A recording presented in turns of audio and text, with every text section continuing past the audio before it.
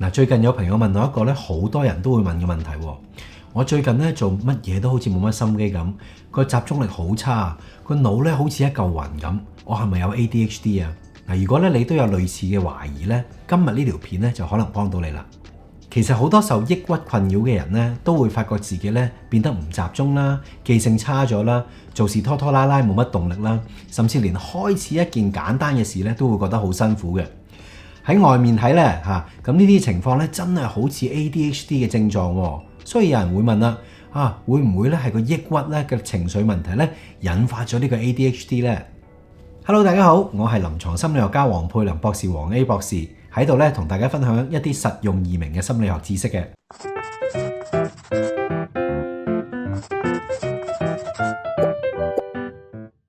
其實抑鬱同 ADHD 咧喺本質上咧係兩種好唔同嘅問題嚟嘅。ADHD 咧即係專注力不足過度活躍症啦，係一種咧腦神經嘅發展障礙，即係咧大腦咧個運作模式咧喺細個開始嗰陣時咧就出現咗一個問題㗎啦，係一個先天性嘅問題嚟嘅。而抑鬱症咧係一個情緒障礙啦，主要係影響情緒啊、精神啊、動機咁，可以係人生任何階段第一次出現。咁好多時咧都係一啲事件而係引發嘅，例如話分手啊、失業啊、健康問題啊，而去引致咧呢啲抑鬱嘅情緒嘅。所以咧抑鬱症好多時候係後天而引發嘅。所以嚴格嚟講咧，抑鬱症係唔會引發 ADHD 嘅，因為 ADHD 咧係與生俱來㗎嘛。最常見嘅劇情咧反而係 ADHD 行先，然後抑鬱出現。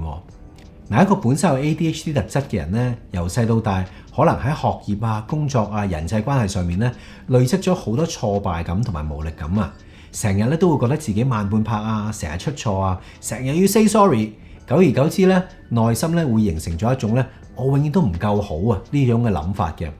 嗱，呢種嘅長期嘅心理壓力咧，就會令到咧個抑鬱症咧可能會一路拗下咧，慢慢咁出現啦。換句話嚟講咧，好多時咧唔係抑鬱令到你變成 ADHD 嘅，而係咧本身個 ADHD 帶嚟嗰個挫敗啊、壓力啊，同埋嗰個長期辛苦咧，慢慢累積到一個位咧，先至會令到抑鬱咧有機會出現嘅。咁有冇一啲簡單嘅方法咧，幫自己咧初步去分辨嘅咧？嗱，你可以問下自己一條問題喎，我而家咧係對所有嘢都專注唔到啊，定係話淨係對某一啲嘢係冇心機嘅咋？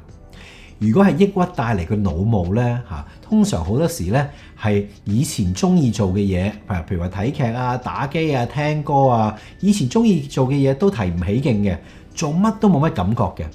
但係如果係 ADHD 咧，個情況可能好唔同嘅咯。你可能對住啲唔中意嘅事咧，就好難集中。但係如果遇到自己真係中意嘅嘢嘅話咧，譬如話你嘅興趣咧，就可以超級專注啊 ，hyper focus， 甚至乎咧一個係過度專注，係直情其他嘢都唔想理添。嗱，當然啦，現實咧唔係一定非黑即白嘅。研究顯示咧 ，ADHD 同埋抑鬱咧好多時咧都會一齊出現嘅。大約咧有1至到3成咧患有 ADHD 嘅細路仔同埋青少年咧，同時咧有明顯嘅抑鬱症狀嘅。而喺成年人嗰度咧，個比例咧甚至乎高達咧3至到5成添啊！所以如果你發現自己長期專注力差、情緒低落、對生活冇乜動力咧，無論你係懷疑抑鬱定係 ADHD 咧，咁都要做一個檢查啦，因為咧呢兩個情況咧都可以咧得到適切嘅治療嘅。多謝大家收睇，請 Like、Share 同訂閱我哋嘅 Social Media 同 YouTube，下次再見，拜拜。